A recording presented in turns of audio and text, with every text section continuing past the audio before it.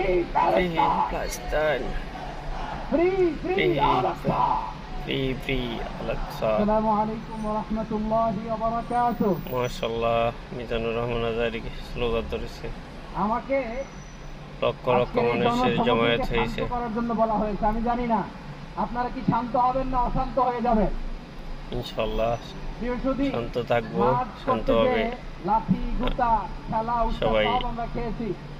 অনুষ্ঠান সম্পন্ন করবে।